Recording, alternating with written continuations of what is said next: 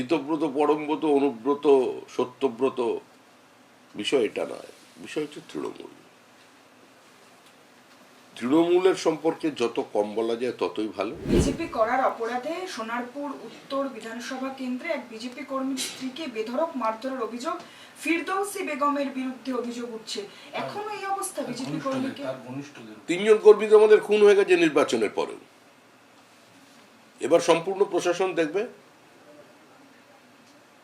চোখের বদলে চোখ, এটা বিজেপির অবস্থান নয়। কিন্তু বিজেপির কর্মীরা আক্রান্ত হলে পুলিশের যা করার সেটা করবে। পুলিশ যদি সেটা না করে আমরা মুখ্যমন্ত্রীকে জানাবো। আমার বিশ্বাস এই প্রশাসনের প্রতি আছে। পুলিশ মন্ত্রী এবং আমাদের যিনি মুখ্যমন্ত্রী, তিনি যা করার করবেন। আপনারা যখন বিরোধী দলে ছিলেন, আপনাদের যে কোনো কর্মসূচির জন্য আপনাদের কোর্টে যেতে হতো। অধিকাংশ জায়গায় আপনারা পারমিশন পেতেন না, আটকানো হতো। হামলা, আক্রমণ, অত্যাচার সেটা একাধিকবার রাজ্যের মানুষ দেখেছেন। কিন্তু আপনারা শাসক দলে আসার পর তৃণমূল কংগ্রেস হোক বা অন্যান্য পলিটিক্যাল অর্গানাইজেশন, তারা পারমিশন পাচ্ছেন। অথচ তারা যারা অভিযোগ করছেন যে বিজেপি তো অত্যাচার করছে, বুলডোজার চালাচ্ছে, মারধর করছে, এত অশান্তি করছে যে তারা টিকতে পারছেন না, কেন? দেখুন, তৃণমূলকে দেখলে, জানি না আমি তৃণমূল নামটা এখন আছে কিনা। ওই দলটার মধ্যে এখন লড়াই চলেছে। কত শুনলাম, আগে 11টা ছিল, এখন 17টা মনে হয় অ্যাকাউন্ট আছে, কয়েক হাজার কোটি টাকা আছে। ওরা ওইগুলো নিয়ে মারামারি করতে ব্যস্ত। বিভিন্ন নেতার নামে, বিধায়ক সাংসদের নামে কার কোথায় জমি আছে, কার কোথায় ফ্ল্যাট আছে, সেই তথ্য আমাকে সরবরাহ করছেন। এখন আমি সেটা সামনে আনিনি, কারণ এটা কুরুচিকর বিষয়। তদন্ত যা করছে পুলিশ করছে, তদন্ত যেটা করছে ইডি সিবিআই করছে। অনেকদিন ধরে ইডি সিবিআই তো হলো, এগুলো দেখে দেখে মানুষ ক্লান্ত।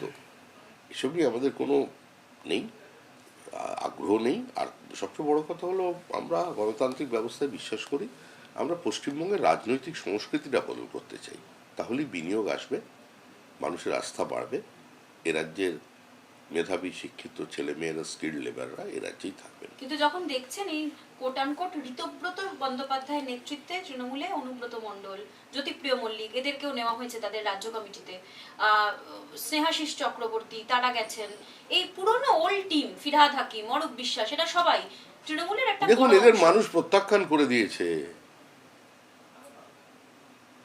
মানুষ তৃণমূলকে ফেলে দিয়েছে। মুখ্যমন্ত্রী আবার নির্বাচনে কেন্দ্রে নিজের একদম দুর্গে পরাজিত হয়ে গেছেন। তার মানে তৃণমূলকে মানুষ ছেড়ে দিয়েছে। আর তৃণমূল নেই, তৃণমূল নির্মূল হয়ে গেছে। মানুষের কোনো আগ্রহ নেই। কে কোথায় যোগ দিলেন, কে কোন দিকে শীতে কেটে চুল আঁচড়ালেন, এইসব মানুষ ভাবছে কি ভাবছে না। আর আমাদেরও সময় নেই। আমরা এখন রাজ্যে শিল্পায়ন আসুক, আইন শৃঙ্খলা যাতে আরও কঠোরভাবে রাজ্যে প্রতিষ্ঠিত করা যায়, আইনের শাসন, সেসব নিয়ে কাজকর্ম করছি। আর পার্টির সাংগঠনিক কাজ চলছে। এইসব তৃণমূলের বিষয় আমরা নেই। তৃণমূলের বিভিন্ন নেতা যারা ঋতব্রত শিবিরে নাম লেখাচ্ছেন, যেমন পানিহাটির বিধায়ক নির্মল ঘোষ, তাদের বিরুদ্ধে বিভিন্ন দুর্নীতির অভিযোগের তদন্তে একটা দেখা যাচ্ছে হঠাৎ করে ঢিলেমি এসে যাওয়ার অভিযোগ উঠে আসছে। আপনারা সংবাদ মাধ্যমে সেটা তুলে ধরুন, আপনারা প্রশ্ন করুন সেটা প্রশাসনকে। নির্দিষ্ট অভিযোগ থাকলে সাংবাদিক নয়, একজন সচেতন নাগরিক হিসেবে সেটা জানান, প্রশাসনকে জানান, প্রশাসন অবশ্যই ব্যবস্থা নেবে। কিন্তু অভিযোগ উঠে আসছে যে বিজেপির বন্ধু ঋতব্রত বন্দ্যোপাধ্যায় শিবিরে চলে যাওয়ায় বিজেপির পরিচালিত যে বা বিজেপি থেকে। দেখুন, আমি আগেও বলেছি, আবার বলেছি, ঋতব্রত, পরমব্রত, অনুব্রত, সত্যব্রত বিষয় এটা নয়। বিষয় হচ্ছে তৃণমূল। তৃণমূলের সম্পর্কে যত কম বলা যায় ততই ভালো।